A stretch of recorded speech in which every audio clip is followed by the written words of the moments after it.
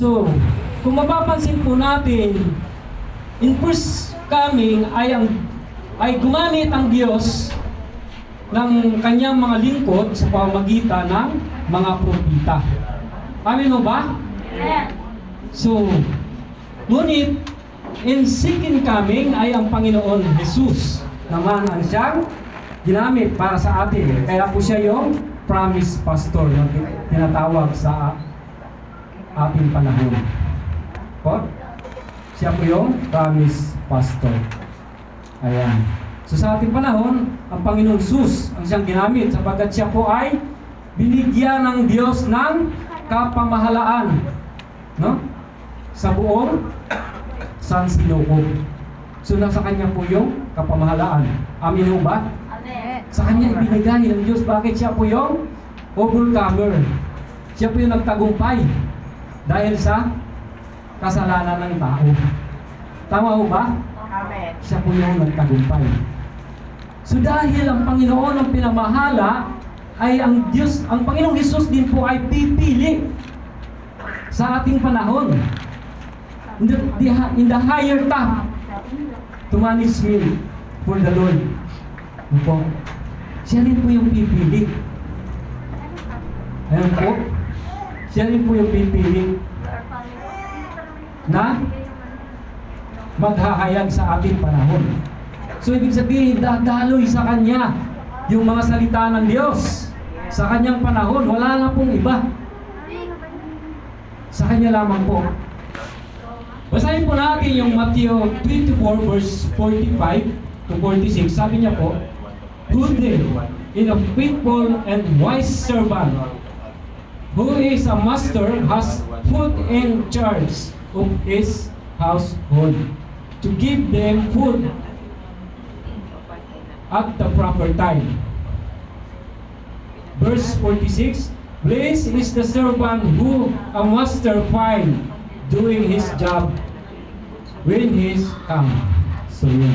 So mapansin po namin sa unang talata po, who then, singular word. So ibig sabihin po, who's the one.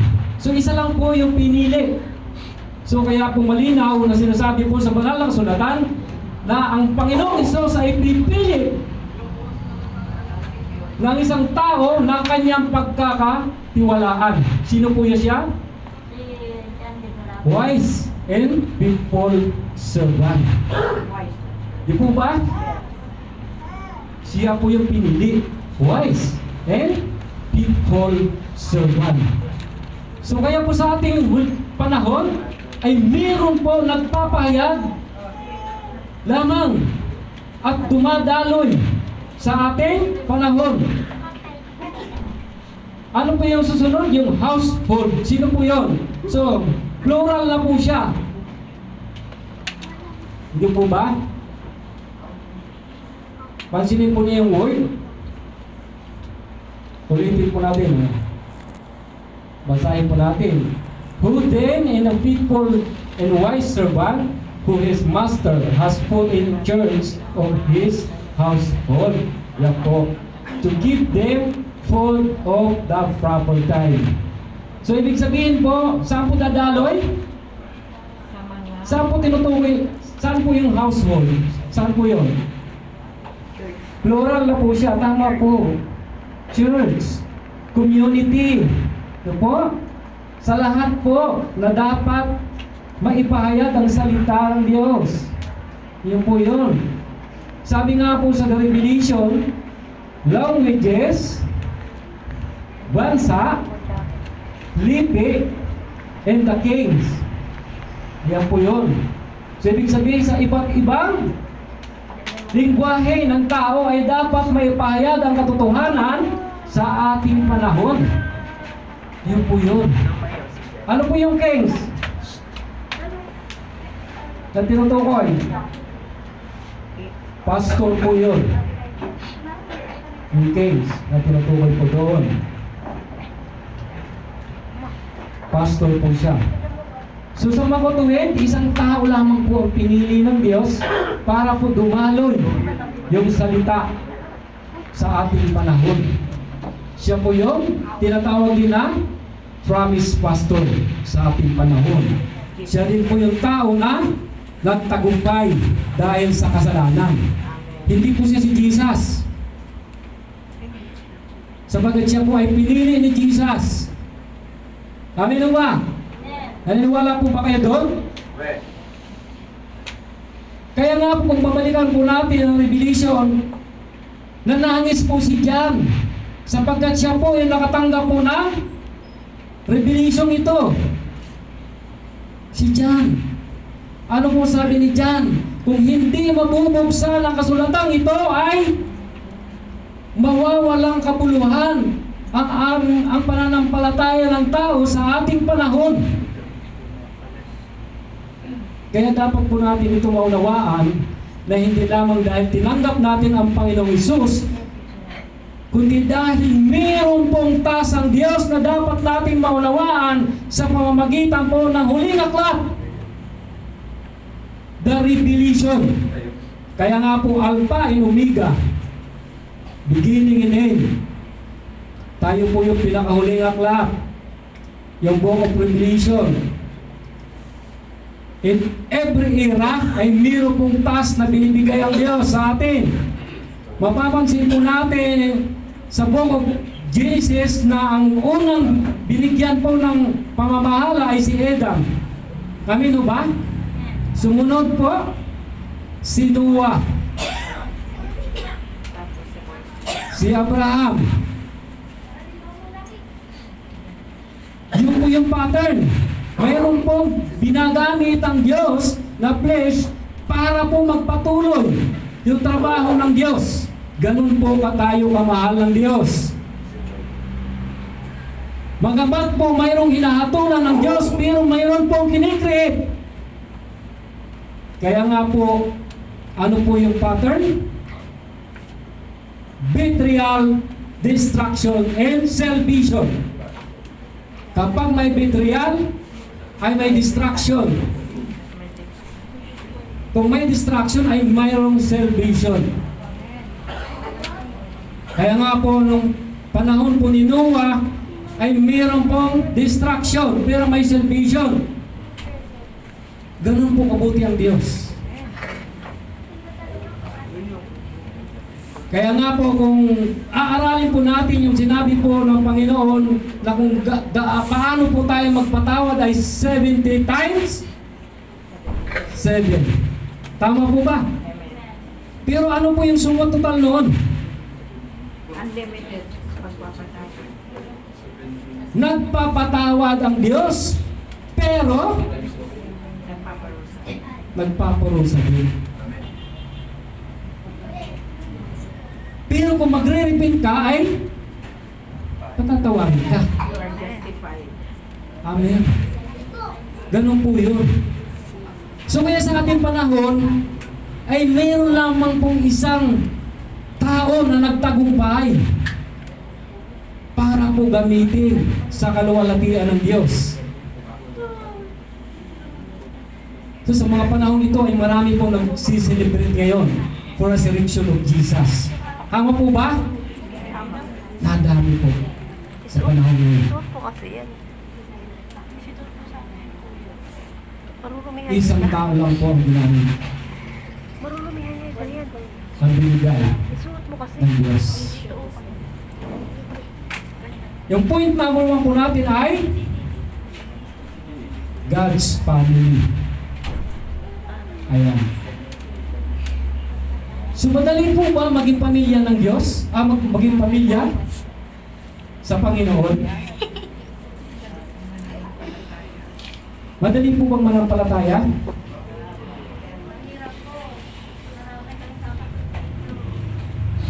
Hindi mo mahirap kapag sumunod lang tayo. Yes. Ganun lang po yun. Kung pansinin po natin, yung mga disciple ng Panginoon Jesus, nung sila tinawag isa-isa, ay wala pong reklamo. Anong sabi ng Panginoon? Sumunod ka sa akin at gawin kitang tagapangmalakaya ng tao. Mayroon po ba silang narinig kay Jesus na salita? Wala. Sumunod lang. So So ganun po yung pananampalataya. Kaya po sinasabi po natin na ang hirap po ng pananampalataya kasi iniisip kaagad natin na mahirap. Pinangungunahan natin ang Diyos. Yung po ay trabaho ng Diyos. Dapat tayo po ay sumunod lang. Ganun din po in physical po the member of the family. Madali po ba? Sino po ba ang nakapanood kagabi noong 7 Sunday? Special Sunday po. May napakanood po ng drama na yon? Wala? Napakaganda po ng story po noon. Ay pumapatungkol po yun sa buhay at family po. Kung paano po sila nagkanya-kanya ng buhay dahil nawala na po yung kanilang ina, natira na lang po yung kanilang tatay na tumanda na. Amin ho ba? At hindi po nakita ng kanilang ama na mayroon pala din silang kanya-kanyang problema na mabigat.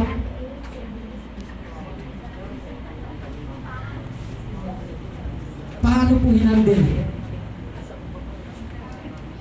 In physical way ng ating buhay mananampalataya, in our family, our physical family, ay mayroon pong pinagdadaanan.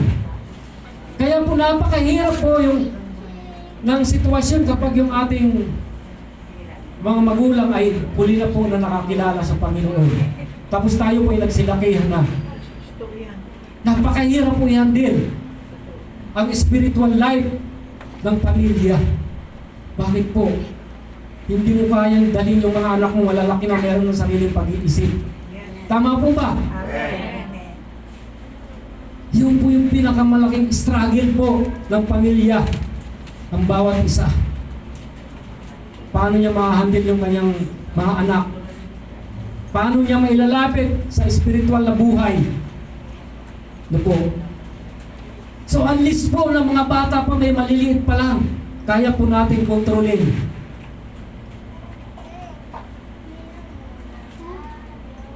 Ang dapat talaga ay tinututukan po natin yung ating maliliit pa lang na anak. Kasi paglalaki na po natin, pag lumaki na yan, hindi na po kaya ilapit sa Panginoon.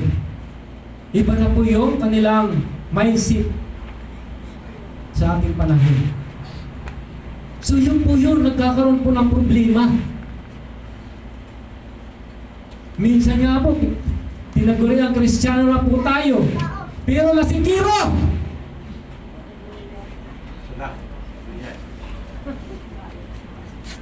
Kaya po nagsasuffer po yung pamilya dahil doon.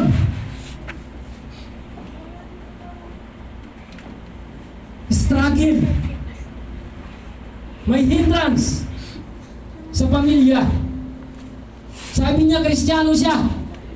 Pero pinaninindigan mo ba? That's the problem as a family of God. Kaya nagsasuffer po yung pamilya. Dumadaloy. Dumadaloy po yung hindrances. Kaya naghihirap po yung family. Iyon po yun.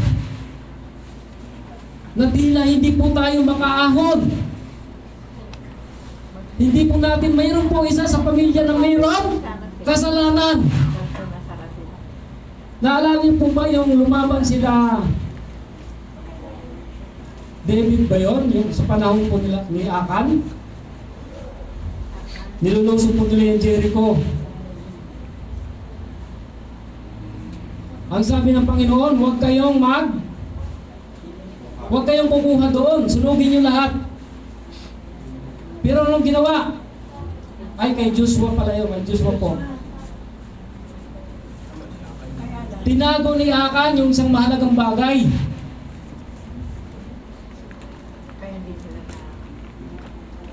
That time po, nung lumuso po sa Jericho, natalo po sila. So naramdaman po. Di ba? Naramdaman na mayroong problema. Akala ni Akan hindi malalaman yung problema.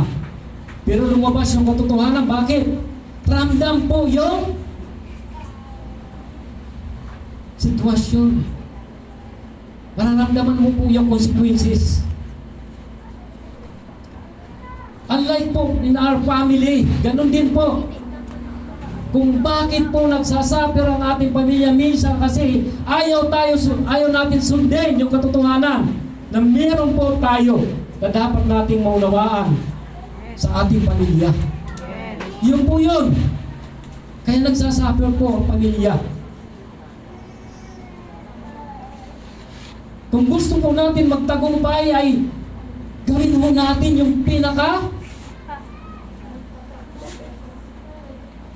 maayos na pamumuhay. Dalhin po natin yung ating pamilya. Turuan po natin ng maayos. Init na. Lalo na po kung tayo po yung haligi ng tahanan. Tayo po yung tagapanguna na gumawa ng mga bagay na ikaunlad ng ating buhay. Yun po yun. Kaya nga po sabi po sa Mateo 7 verse 13, pumasok kayo sa makipot na pintuan sapagkat maluwag ang pintuan at malapad ang daan papunta sa kapahamakan at ito ang dinaraanan ng marami. Minsan po ang gusto lang po natin yung marangyang buhay, ayaw natin magsakripisyo. Ganon din po yung pananampalataya espiritual. Hindi lang po dahil tinanggap natin ang Panginoong Hesukristo ay sapat na po yun. Ano po yung mahalaga? Yung kanyang mga salita na dapat naunawaan natin. Sinabi mong mananampalataya ka, pero hindi mo naman naunawaan yung banal na kasulatan, ay wala rin po. Useless din po yun. Kasi may requirements po sa huling panahon, sa second coming. Dapat naunawaan mo yung salita at natitestify mo ito. Kahit hindi ka pastor. Hindi lang po ito trabaho ng pastor. Mayroon pong individually na dapat naunawaan natin ang salita ng Diyos. Yung po ang totoo. Hindi po nababago yung panukala ng Diyos. Kahit kailanman, hindi po siya nababago. Same and same. Hindi po nababago. Hindi po yung hap-hap lang yung ating pananampalataya. Kaya nga po ang sabi po ng Revelation, hindi ka malamig at hindi rin mainit.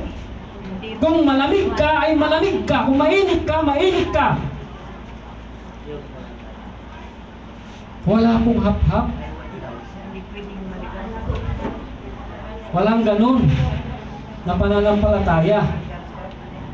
Wala pong ganun.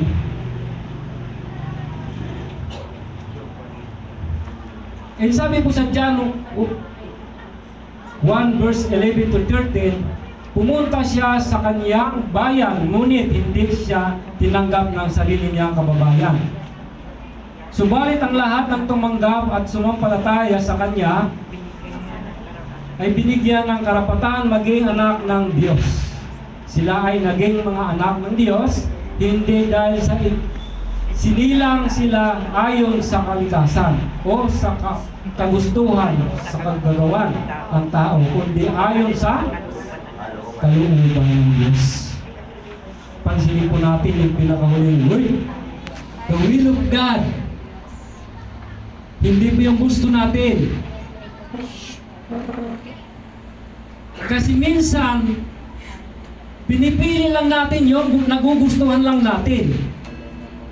Pero yung gusto ng Diyos ay ayaw mo. Amino ba? Amen. Yun ang problema sa ating mananampalataya na dapat natin makita. Ayun po yun. Pangalawa po ay faith.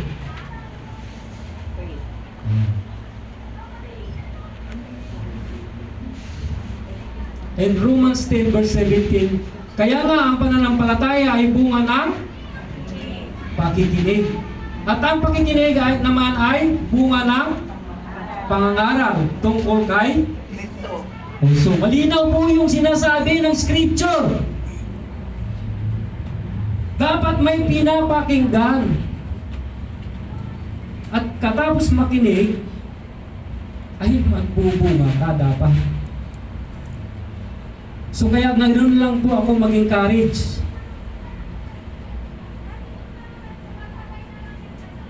Na dapat po tayo mag-ubingo tayo kapag meron po pag-aaral. Bakit po mahalaga po yun? Hindi po yun sa akin. Para sa ating lahat. Kasi wala po tayong idadahilan sa Panginoon na wala tayong narinig. Ano po? Wala po tayong idadahilan pag humarap tayo sa Diyos. Sapagkat lahat po tayo ay haharap sa Kanya. Amin mo ba? Amen.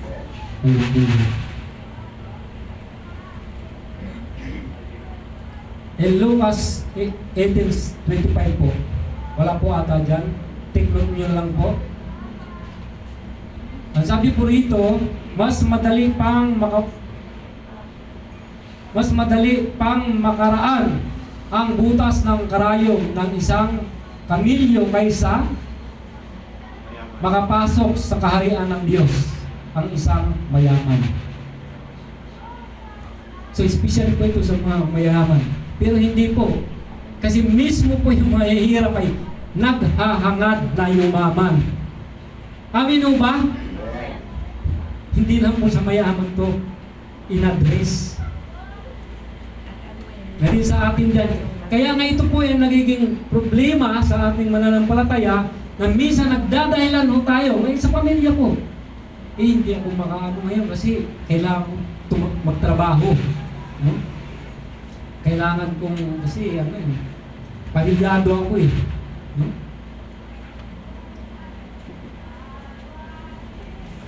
Meron ka agad dahilan. Kaya nga po yung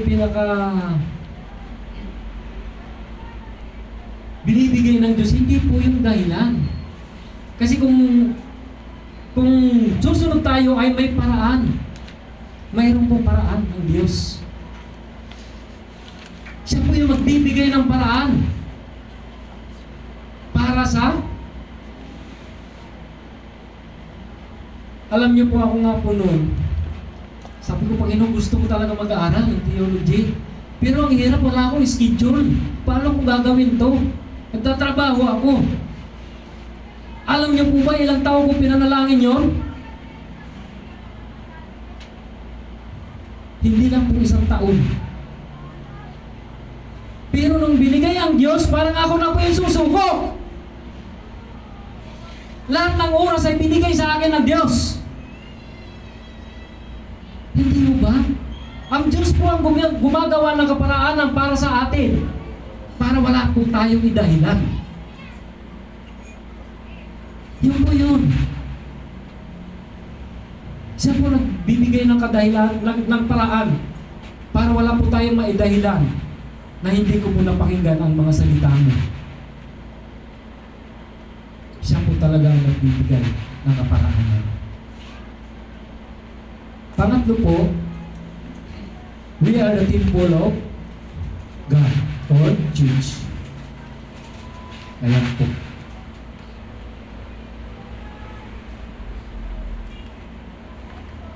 So bilang isang templo ng Diyos, tayo po yung tinutukoy. Dapat ay ano tayo? Malinis po yung ating pagkatao. Hindi man po ganun kadali, dapat nagpo-progress din po. Kasi may process po yun. May process po yung ating mananampalataya. Hindi naman kaagad-agad po ay ganun ka. Pero dapat ay nag-move forward. Hindi pababa. Ganun po yung pananampalataya. May process, pero dapat umaangat unti-unti hanggang sa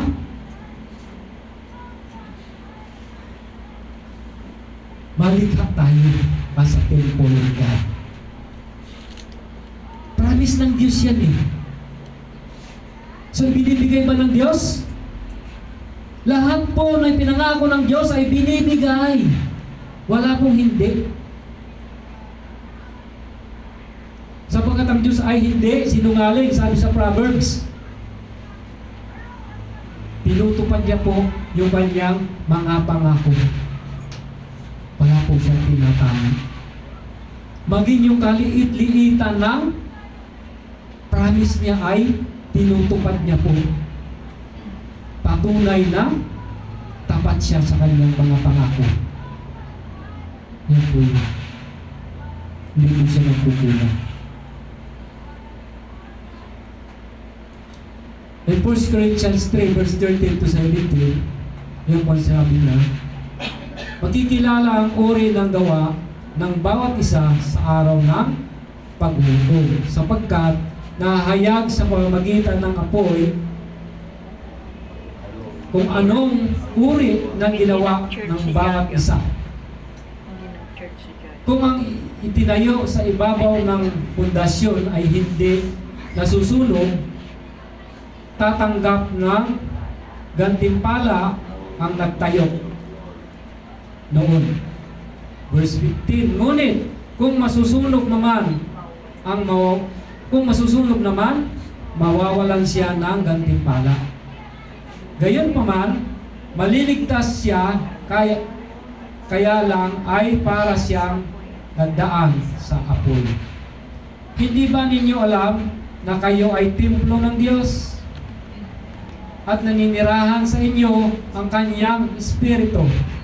Verse 17, parurusahan ng Diyos ang sinumang magwasak ng templo niya, sapagkat banal ang templo ng Diyos at kanyang templo iyon. Ayun po yun.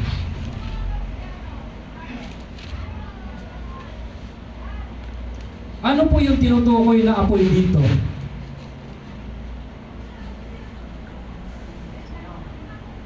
Ano po yung tinutukoy na apoy?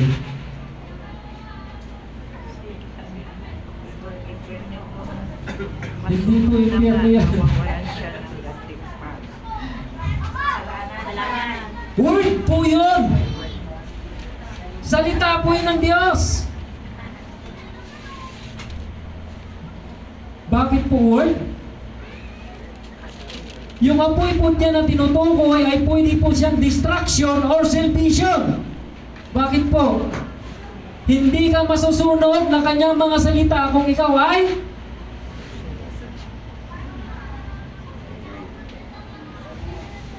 matubig. Ngunit masusunog ka kung ikaw ay suwain ka, makasalanan ka, hindi ka nagbago. Yun po yun. Word po pa rin yan ng salita. Salita pa rin po yan ng Diyos. Kasi ang Panginoon po ay gumamit ng mga iba't ibang bagay para po maunawaan ng tao. Gumagamit po ang Diyos sa pamamagitan po ng mga parables, figurative, para po maunawaan ng tao kahit mahirap po unawain. Pero mayroong object na binibigay ang Diyos. Water, may tubig. Ginagamit siya. No? Iba't ibang kaparaanan na ginagawa ng Diyos para lalo maunawaan ng tao yung salita ng Diyos kahit po mahirap maunawaan. Sa pamamagitan po ng figurative words. Yun po yun. Pero ang tanong, bakit pwede namang direktahin ng Diyos tayo? No, sa madaling pangungusap. Amin o ba? Pero bakit hindi ginagawa ng Diyos? Ano pong dahilan?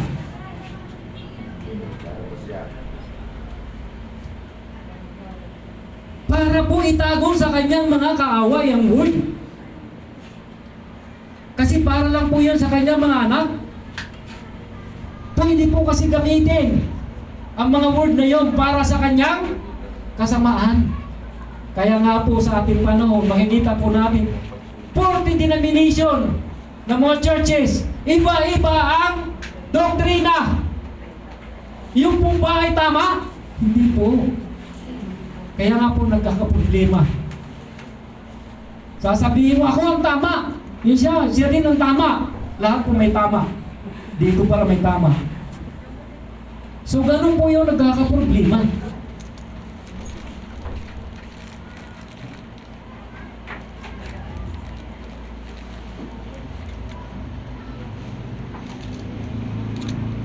Iisa lang po yung word na binibigay ng Diyos sa ating panahon.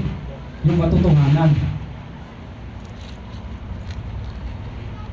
Sa ating huling panahon, ay iisang pananampalataya po ang ninanais ng Diyos na dapat nating maunawaan. Kaya nga po sa ating panahon, ayon sa ating pinag-aaralan, ay meron lang pong isang tao na ipinili para siya po magpahayag ng salita, ng word, ng katotohanan. Siya po yung nagtagumpay, siya po yung promise pastor na dumadaloy sa ating panahon para maipahayag po yung katotohanan. Yun po yun.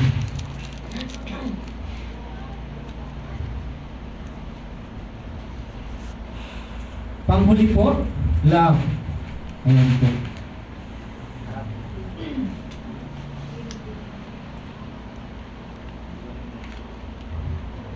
Love. So yung love po ay, ang Diyos po yung unang gumawa nun.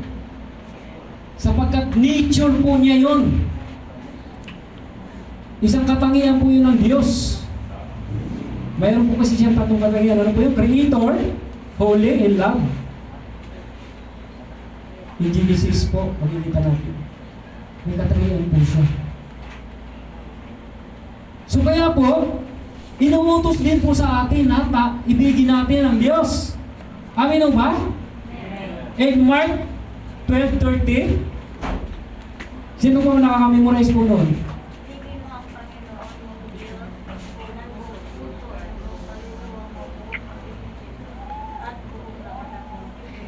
Amen. Inutos po ng Diyos, bakit? Siya po yung unang umibig sa atin. Ano po? Siya po yung unang umibig. But in John 15:12-13, ito po ang sinasabi.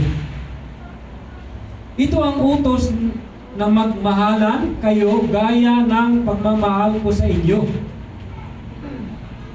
Ang pinakadakilang pag-ibig na maaaring taglayin ng sinumang para sa kanyang mga kaibigan. At ang ialay ang kanyang buhay para sa kanila. Yun po yun. Unconditional love. Ano po? Walang katulad po na pag-ibig. So yun po yung dapat natin makita na pinakananais ng Diyos na ating napapakinggan. Na dapat, minsan kasi, minamahal lang po natin ang isang tao dahil kasundo natin siya. No? Meron kasing tinatawag na negative. Ano bang, paano ko ma-explain yun in psychology? Pag nagkita kayo, parang malayo ang loob mo. Totoo yun eh. Ano ba? Hindi mo siya pwedeng ma-friend. Kahit pipilitin mo sarili mo, parang negative talaga eh. Hindi mo makasundo. Amin mo ba? Mayroong ganon. Sa psychology, in terms of psychology, ayaw mo siya, kaya, hindi po siya, parang layo ng loob ko sa kanya. Unfriend ka. Di po ba? May ganun po. Pero ano po yung sinasabi ng talata? Yung unconditional love. Dahil kahit hindi mo siya gusto, dapat gawin mo yun. Dapat mahalin mo siya. Kasi ang Diyos po ay hindi nagtatani.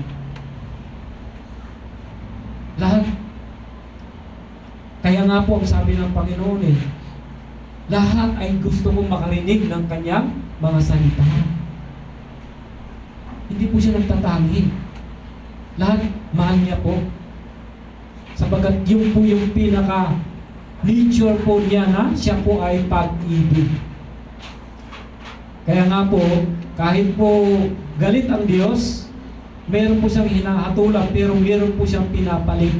Ganun po niya tayo kaibig. Ganun po niya tayo kamahal. Kaya nga po, kung pag-aaralan po natin yung history po ng sangkatauhan, magmula kay Adam po, marami po siyang ginamit na tao para po wag lang mabura sa mundo yung mga chosen people. Amin ho ba? Si Joseph, magmula po kasi kay Noah, ay doon po nagsimula yung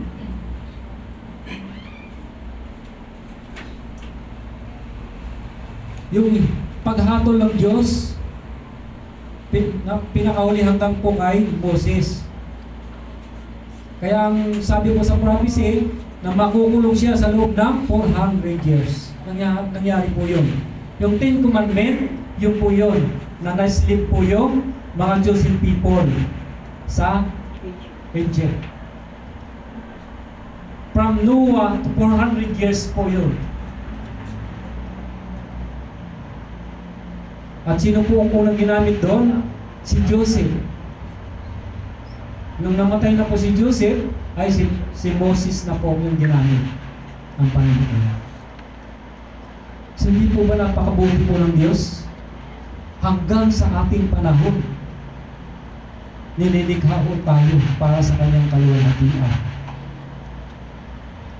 At ang napakaganda pong pribilehiyo na binigay po ng Diyos sa ating panahon, dahil sa atin po matutupad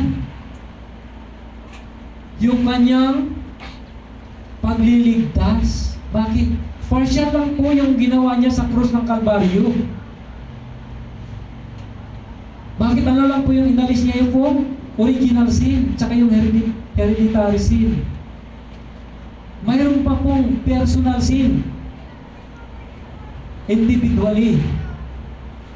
Yung po yung wino-work ng Diyos sa ating panahon. Sa pamamagitan ng pag-capture kay Satanas, mapapawi po yung kasalanan ng sansinuko.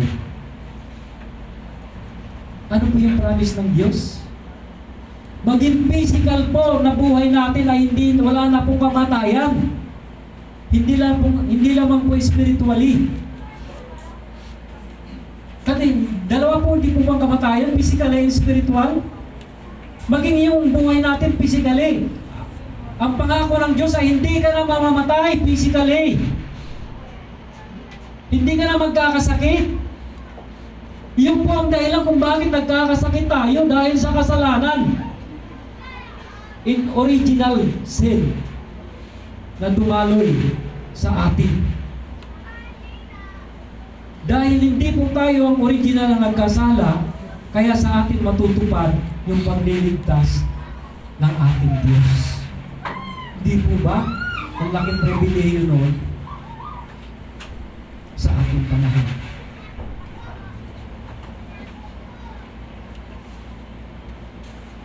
Conclusion po natin ay true faith. John 1:11 to 13 and Romans 10:17. Pangalawa, overcome the word of God.